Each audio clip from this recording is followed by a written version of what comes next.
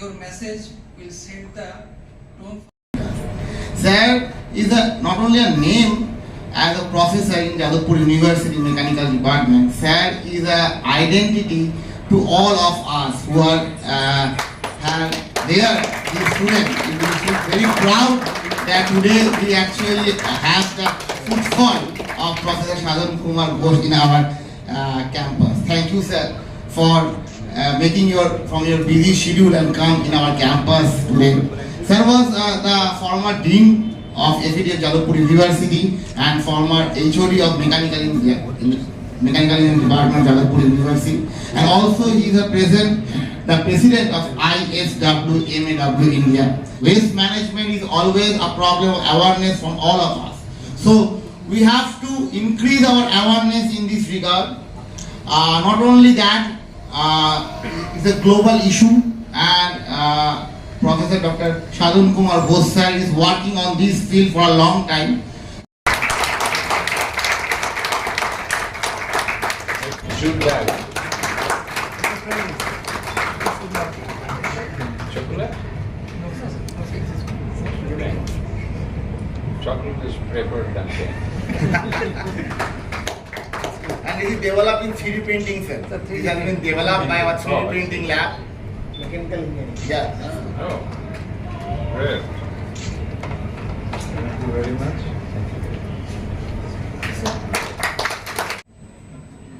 Institute of Engineering and Management, Kolkata are organizing this International Symposium on Sustainable Waste Management. I'll be happy that the awareness generation will be more. Of course, I must thank Professor Arun Kumar Bad, Professor Doipayon De, and who is not here present, Professor Satyajit Chakraborty, the Director of the Institute of Engineering and Management. My today's topic is circular economy, sustainable development goal, decarbonization, and in my opinion, this is the mantra of today's world. Everybody, whether engineering faculty, student or practitioner, whether non-engineering, whether general public, everybody must understand these three subjects. But what is it? This is because we are consuming more and more materials. We are extracting more and more natural resources. We are depleting all the natural resources which we are extracting for the production. But what can be done?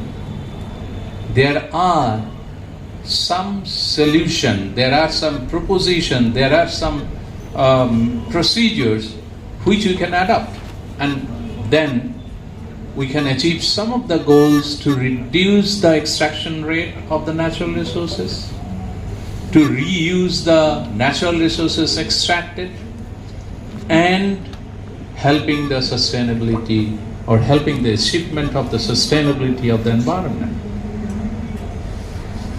You know, if you look back to your school days,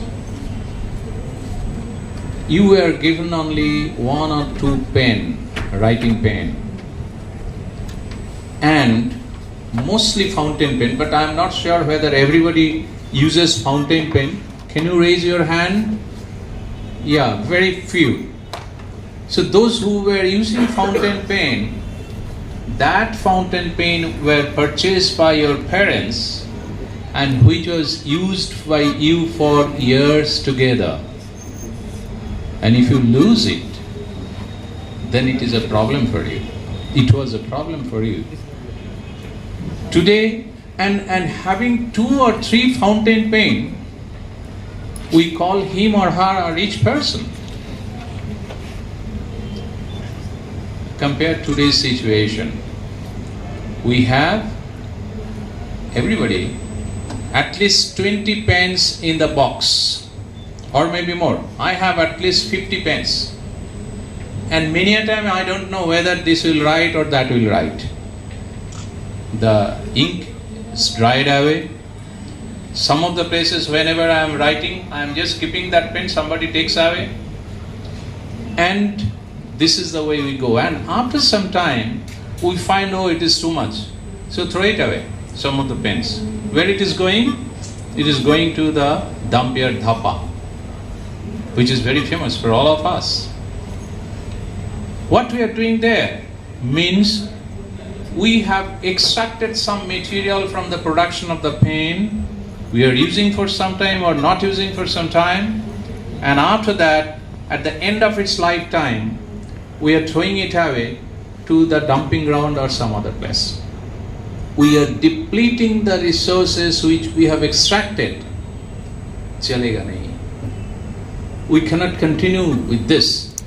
The improvement is there, the cost reduction is there, but you have to be very careful and you have to act responsibly as a citizen to achieve the sustainability of the environment.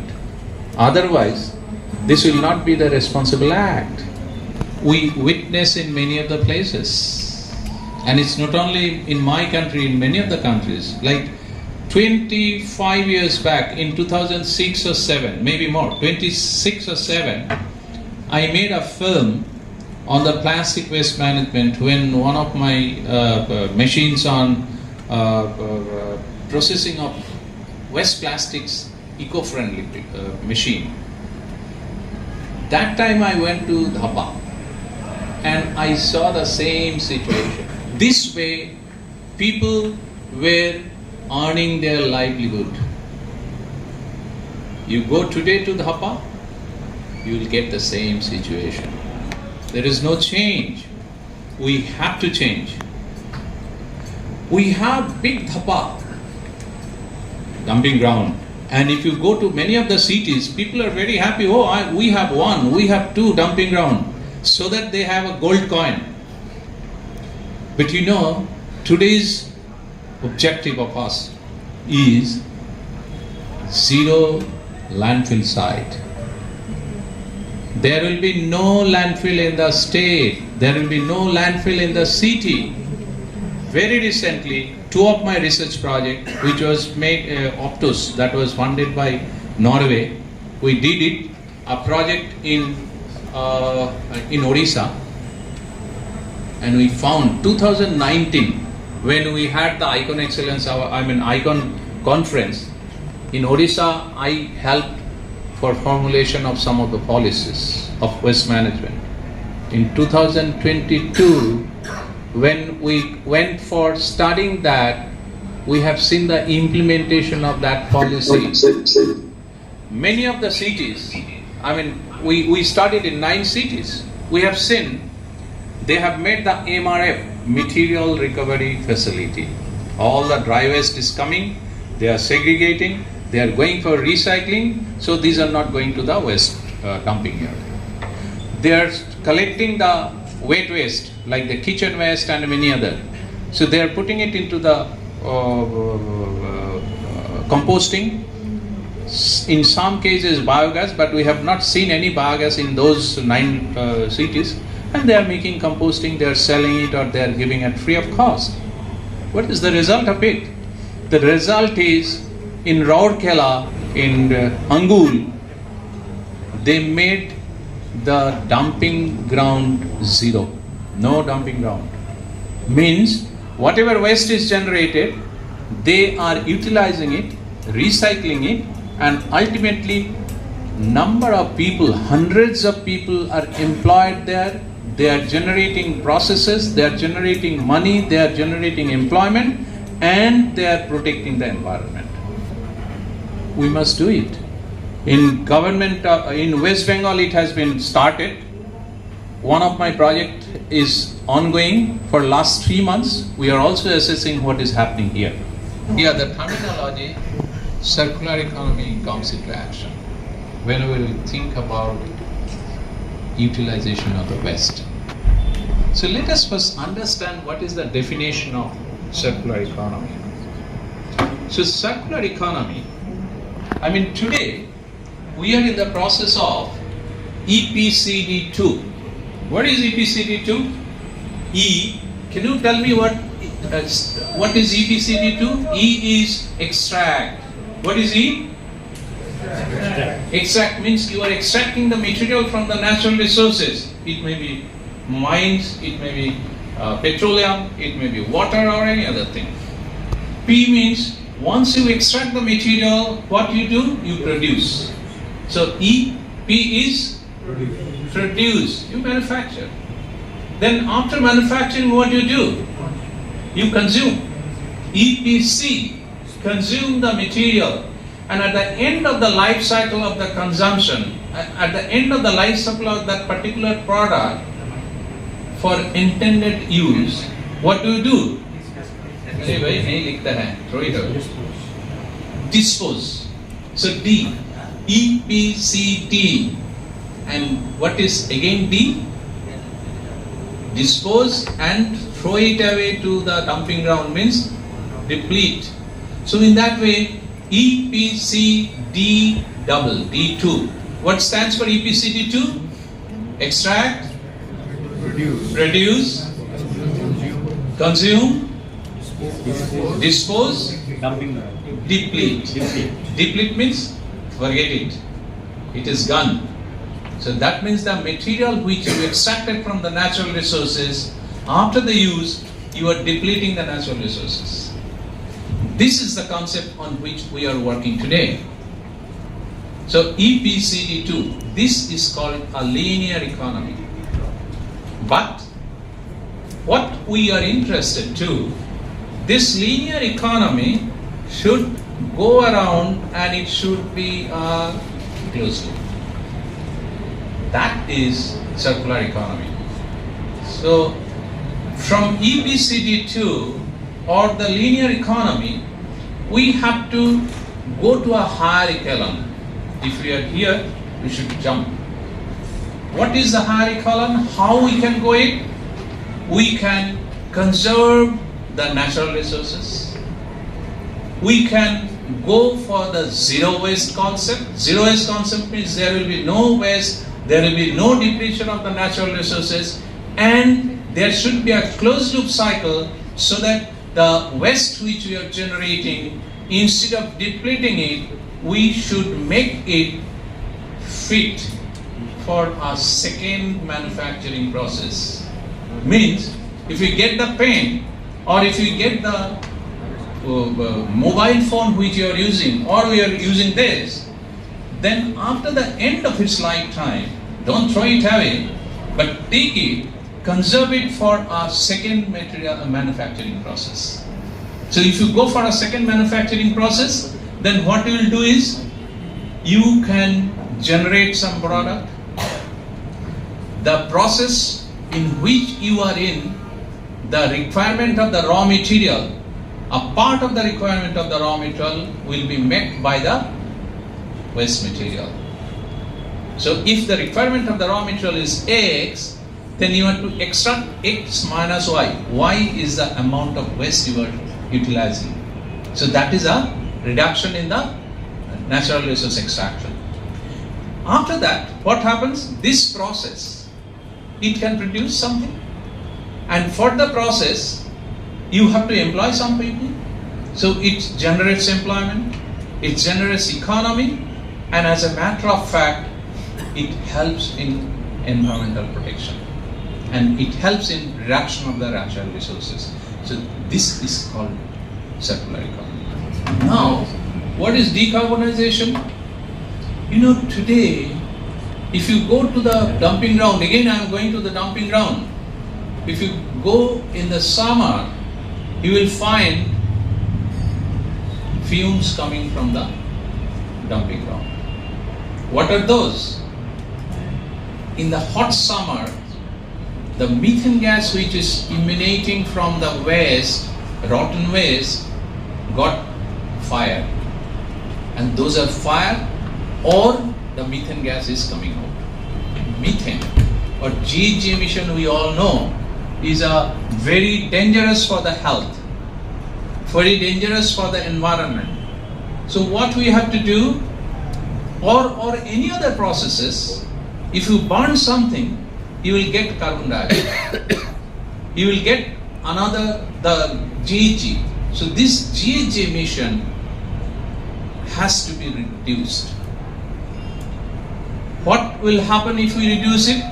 It will impact on the positive aspect of the health. If we reduce it, it will help in improving the health condition. If we reduce it, it will improve the condition of the environment. As a matter of fact, again, it can be a positive sign towards the sustainability of the environment. And again, like circular economy, we call it decarbonization. Like if you reduce carbon emission, if you reduce the GHG emission, that is any process which is involved, that is decarbonization. So through decarbonization, through reduction of the carbon emission, which we call the carbon footprint, if you reduce it from your process, then it is a scope for your business today. You might be knowing that carbon credit. Have you heard the name carbon credit? Anybody? Carbon credit? Yeah. Carbon credit is simple thing. I mean, if you try to understand, if you generate more emission, if you emit more carbon dioxide, then you are at fault. If he is generating lesser carbon dioxide, lesser carbon emission, then he will get a preference to sell that particular amount of carbon emission to those who is emitting more. So as a matter of fact, you will not give a free, so the more emitting entity for carbon dioxide will purchase from you. So this carbon credit is a big business throughout the world today, and I am quite sure that some of you will be the businessman or the entrepreneur. Look into it. Even as a student, you can do that job. So there are a lot of scopes with respect to the decarbonization is concerned. Now there are a lot of scopes for implementing this concept of circular economy. In the circular economy,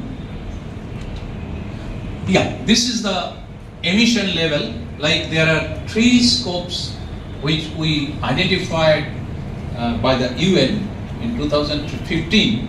That's scope 1, scope 2, scope 3. I'm not going into the detail of that, but for industries, this is a very important entity. That scope 1 is the emission which is created by your transport and others. Scope 2, the emission which is emitting from the electricity which is generated and which you are using.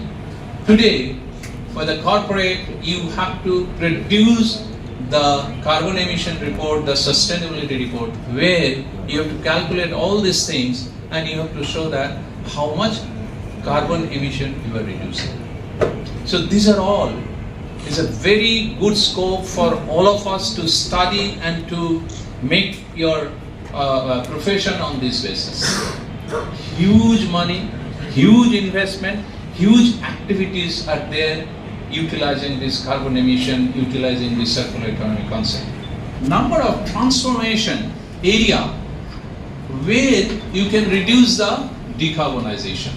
So there are electricity, transport, agriculture, building, industry, waste, all sort of areas you can transform your carbon emission into some other aspects. Like you can reduce always carbon emission. Simply, if you are using fossil fuel, what can be the possibility of reducing carbon emission? Use solar, use hydel, use wind power, use waste to energy, electricity from waste to energy. So all these things are possible today to reduce the carbon emission. And in India, there are a number of initiatives which is taking care. In European countries, in a part of USA, in Japan, in South Korea, people are doing this every day. So in that way, as an Indian, there are a lot of scopes which was generated from 2014 and 2016. So today, we have a greater scope in India to enhance our capability of reducing the carbon emission. Next. Yeah, these are some of the pathways to net zero or decarbonization. Next. You know that circular economy, these are some of my researchers, and this is a place, yeah, it is in Maheshkala, possibly. So this is another, the biomining. What is biomining? You have a waste dump here. So that is creating problem every day. Leachate, damaging your water body and this aquifer, damaging your soil. It is getting fired when the methane gas is more, and there are a lot of things. So there is NGT, National Green Tribunal, which has given a verdict that no dumping yard in India. So in that way, what we are doing? We are excavating all the waste, separating all the waste with the help of this trommel and the mechanical conveyor. What we are doing? We are getting huge amount of waste plastics, like around 25% of waste plastic in the dump here, 15% of the metals, 20 to 25% of the construction and demolition waste, 30% is soil, rotten soil, but you can use it after some clarification for agricultural waste or the filling. In this way, the plastic waste, which we term it as RDF. Do anybody know what is RDF? Anybody? I'm quite sure, yeah? What is that? Refuse derived. Excellent. So that is called refuse derived fuel. That means you are deriving fuel from the refuse which you are putting it anywhere. Refuse means waste. That means from the waste you are deriving fuel. And this RDF, refuse derived fuel, we are utilizing this for manufacturing of cement. The Professor Rahul, he has been doing research with me for at least 7-8 years on this RDF area, expert. So in that way, from that waste, if we utilize in cement plant, we are earning money. How? A part of the RDF is converted into heat, you are burning. And rest of the material which was to be in the ash, ash, that is converted into clinker. What is clinker? If you grind the clinker, it becomes cement. So as a matter of fact, from the RDF, you are converting a part in energy conversion and a part in converting into the cement. So this is where we are making a circular economy initiative with the waste. Take the waste without throwing it, utilize it, manufacture something, and again with the cement, construction will be there, and from the construction of the end of the life of the constructed material, constructed building, you demolish it, take the construction and demolition waste, recycle it, take the gravel, take bricks, take other thing, again you go on recycling.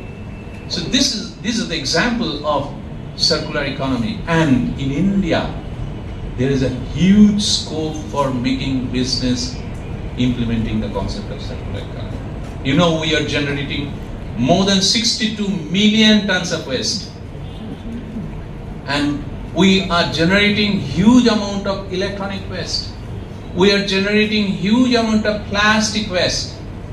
We are generating huge amount of construction and demolition waste. Generating hazardous waste, generating biomedical waste, generating huge number of batteries. Each of this component has a business value. Each of the component you can utilize in a value chain and employ people. Utilize the material, no waste today. But you know, that has to start from your home.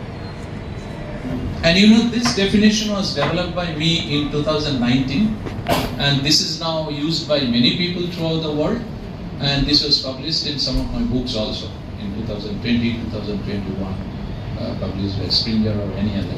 But this is a very popular definition now for the circular economy. And most importantly, at the end of the life cycle for a specific use of the product, the waste will be still fit to be utilized as an input material to a new production process in the value chain with a closed loop material cycle.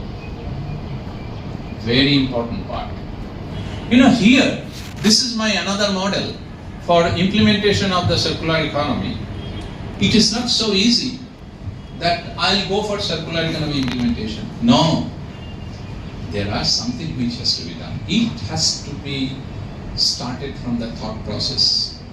Start from the conceptual stage of a product and process. If you go by the traditional process and product and the raw material, you may not reach the circular economy concept implementation. But what you have to do, you have to redesign the process. You have to redesign the product. You have to redesign the material or select the material so that a higher life, number of sub-processes should be reduced, the energy consumption should be reduced, eco-design should be implemented, it should be compatible for recycling. So all these things have to be there. So if you follow this model, then ultimately you will always have a closed loop cycle. So you can implement the circular economy concept. There are a number of actors who are involved in that. Researcher, industries, voluntary control for any of the parameters, new product, new applications, and ultimately, and of course, zero landfill. We have a zero landfill target today. So ultimately, if you do this, you can achieve zero waste. Don't think that zero waste is impossible. I assure you, zero waste is possible. On whom it is dependent? Whom it is dependent on? All of us. You. So I am responsible for that.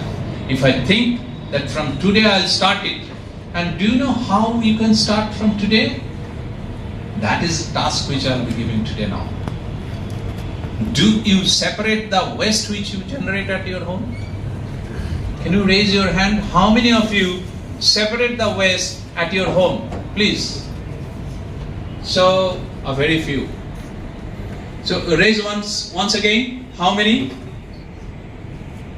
1, 2, 3, 4, 5, 6, 7, 8, 9, 10, 11, 12, 13, 14, 15, 16, 17, 18, 19, around 20, 21 out of 100. No, chalega nahi.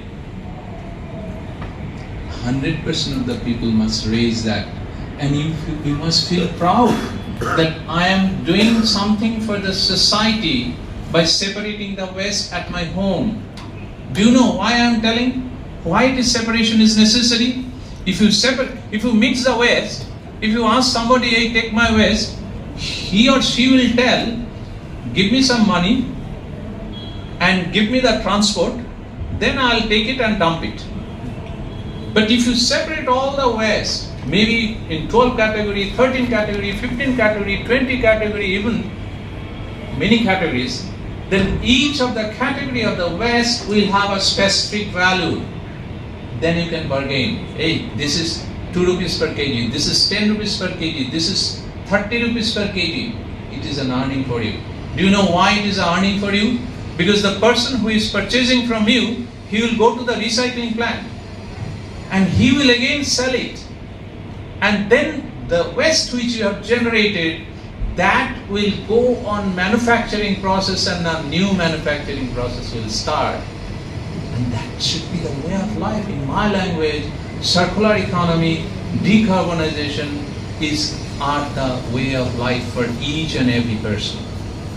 In Denmark, I have my collaboration work with this Bornholm Island in Denmark.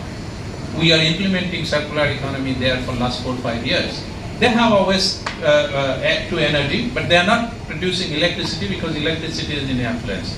So they are producing heat, which they are supplying to the city. So city heating. We have also one thing, that collecting papers. You know, we have a paper separating unit in Bornholm.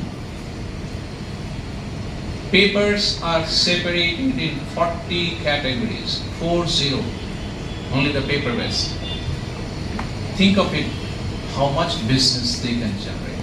They're really generating business. Then in Norway, we have the Octos project.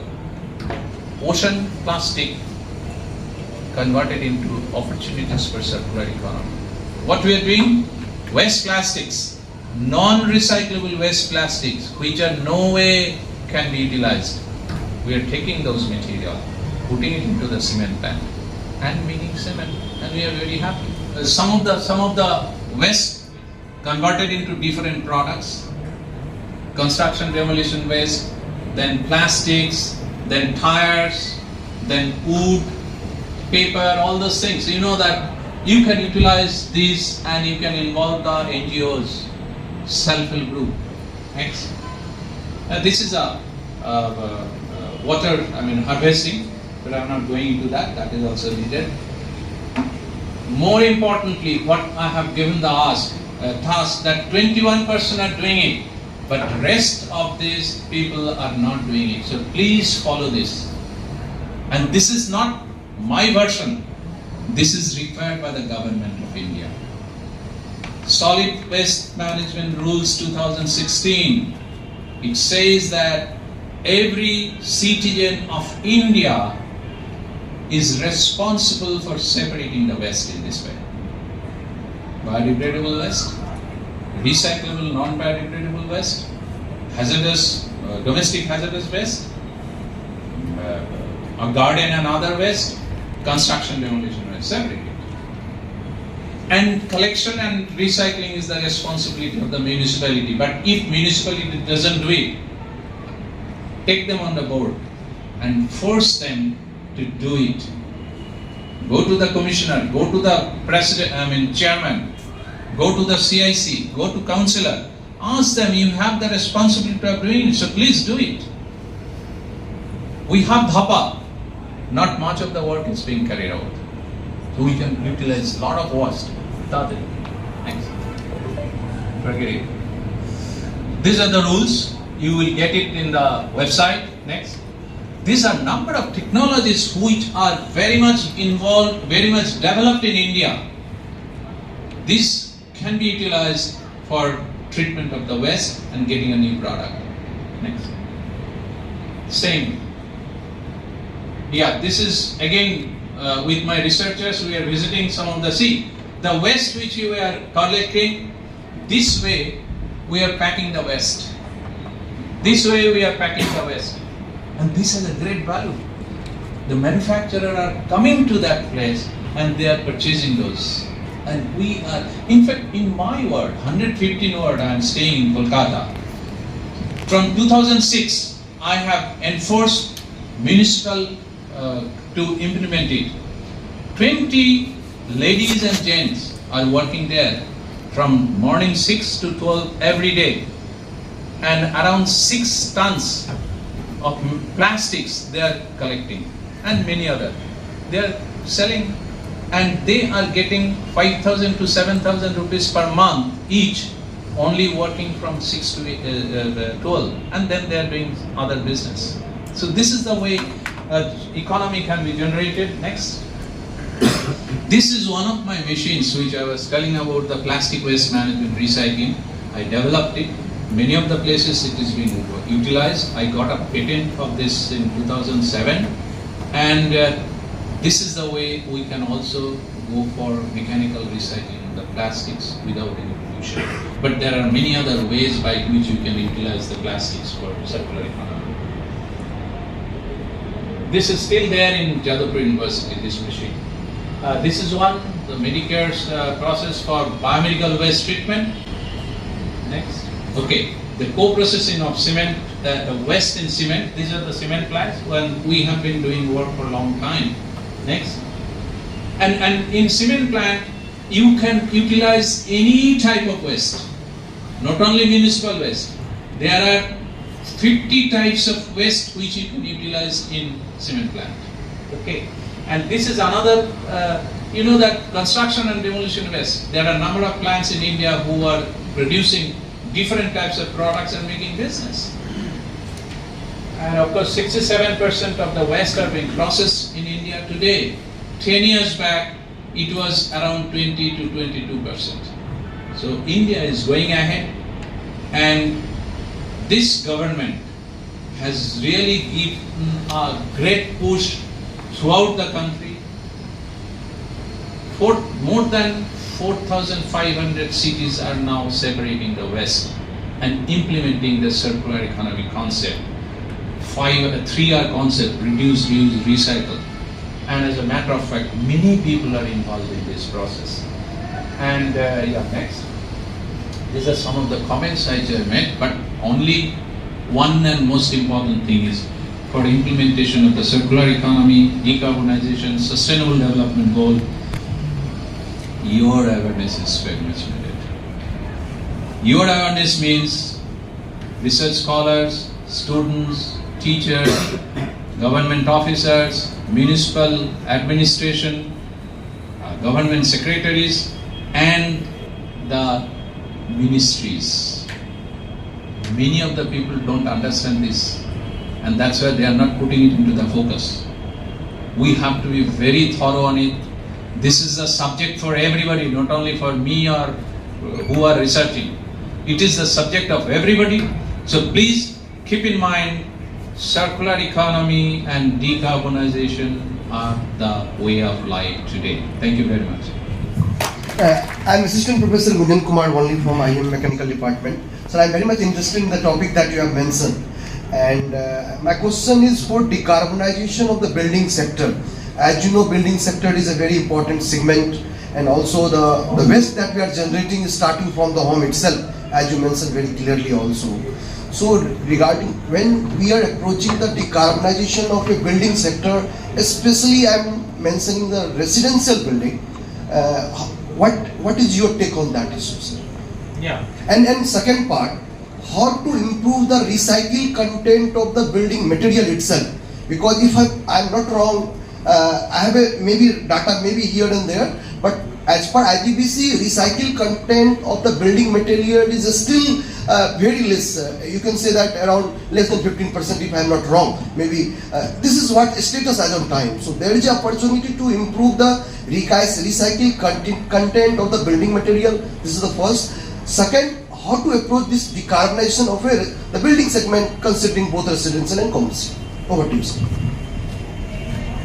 Yeah, he is right. Thank you, Gunjan. He is right that in the building sector, the use of material are steel, cement, gravels, brick, wood, glass, and blah blah blah, many. The first thing, the effective design of the structures and building. You know that building, for us, a concept is there, we have to live here for 100 years. So all the pillars and other things should be little robust. First, design effectively for reduction of the material and also not compromising the strength and the life. This is number one. Number two, as he was also mentioning, IGBC, the building code, it says specifically that, of course, this is a voluntary. It's not. It's not necessary that you have to do it, but it is a voluntary. That if you go for this GBC code, you have to use 20% or more recycled material for construction. The disposal of the demolition waste has to go for the recycling unit, not to throw it away on the road. So these are some of the ways by which the construction area, construction sector can reduce the carbon emission and also the GHG emission, the possible GHG emission. But I'm not an expert on the construction and construction sector. So maybe the expert in the construction sector may give some more areas of intervention which can help in the decarbonization. My question to you, sir. I concern me as a citizen that suppose in my locality I am breaking a building of 4-story building. It was earlier 4-story building, and instead of that I am building a 14-story building. In my locality, I stay in South Kolkata. It is happening almost once a year. 4-story building is destructed or demolished, and new 14-story building is coming in front of a big street. So how to use underground water? Earlier it used to the persons used to extract 4-story building water for say 1 million gallons. Now it will require 10 million gallons, like that. It is in tenfold requirement. From sustainability point of view, is it possible for us to survive with the water in proper cities, or it is impossible? I ask you your sort of thinking on it. Thank you, sir. Look, I am not an expert on this issue, but still, whatever my idea, maybe Sunil can give some more input on that. You know that 4-story building never can be converted into 14-story building, because it depends on FAR, floor area restriction. There is an act which is incorporated in the municipal act. So in that way, if you have to convert 4-story into 14-story, then your base area should be increased. Second thing, you know that there is a Symp, CPEH. They have specified the rate at which we can utilize water. We cannot go beyond that. I mean, it is not necessary. So that is 126 or 130 liter per head per day. 135. 135 liter per head per day. So in that way, if you use it, there must be a restriction and the control from the municipal body who are supplying you the water. The third thing, today it is banned that you cannot dig, the deep well. So these are some of the things, and the supply should be from the municipal body. So in that way, these are some of the restrictions which are there. But still, you know that. So another restriction, fire restriction also, because surrounding the building there is minimum clearance so that the fire brigade, the car can move, turn all around the Yeah, so there are a number of rules, but the question is, if people don't go by the rule, don't comply by the rule, and also government don't have that much of control on compliance of the rule, then nobody can help. Environment cannot help us. But on the other way, we have to help reducing the pollution in the environment. So in that way, actually, I don't have any answer for your question that why it is happening. But what has to be done, that can be. Sunil, want to say something on this?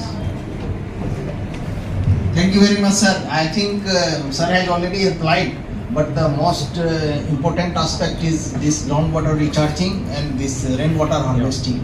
That provision should be there, because Pune, when my director was there in 2006, Dr. Devota, he was the chairman of the State Environmental Impact Assessment Authority. At that time, it was a provision in Pune that each building, once it is constructed, they should have the provision of all these things. And for the purpose of money and all these builder, they are increasing the height. Particularly for Mumbai, there is a high-rise building committee, and they have to provide all these things, how we are going to obtain water, all these things. Like in IEM Ranchi, one of my friend, Mr. Ghosh, was along with me in IIT. He was director in charge. Just 6 months back, he called me in the morning that there is a problem of water. How to supply water in hostel? There is a big hostel. So he was having problems. But earlier, because that was not resolved, in detailed project report, it was not, provision was not made. That's why it's a provision. But now it is in green building code and all these things. Everything is provided. Unless and until you provide all these things with support, it will not be cleared by the municipal authority or concerned. There should be that much of control. Yes. That's the thing. That's the thing. You know, the rules are there, but if you don't comply with the rule, and if the governance is strict, then it may not happen. Otherwise, everything can happen. Okay. Thank you very much. Okay. Thank you, sir. from this seminar or conference, actually we will be able to aware the people about the waste management issues and challenges in and around Kolkata, and also globally. We will be able to understand what are the new developments in the field of waste management, and that can be helpful for the society so that they can be more aware and can collectively work to reduce the waste management problem that is happening across the city as well as across the country. In West Bengal, we are having this initiative of these compactors that is actually has considerably reduced the waste management problem in and around city, because the waste are now not seen in front of our eyes. So it has made the city more clean, and this conference will actually enhance these things, and we can find new avenues to manage this waste management problem in the city itself, because we are having a number of participants from across India as well as from other countries, and they are presenting the latest developments, and we can inculcate that in our system, and then we can manage the waste management problem more easily. Actually, what we are seeing through these symposium conferences, we actually want to aware our people. If we get the awareness of our people, then only we can actually control this type of thing, because the only concern is that awareness. People, different types of symposium, conferences, seminar are conducted for the public, so that people should be aware of how things are.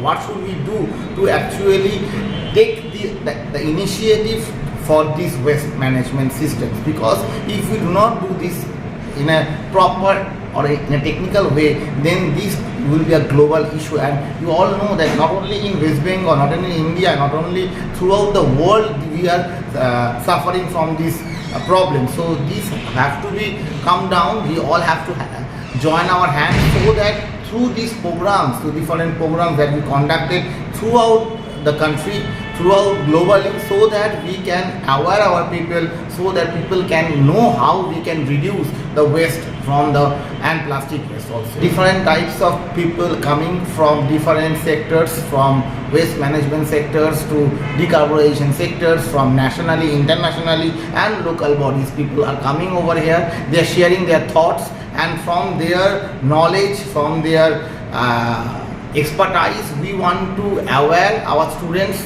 our faculty members, so that they can also get aware how they can use this type of waste management system in the daily lives.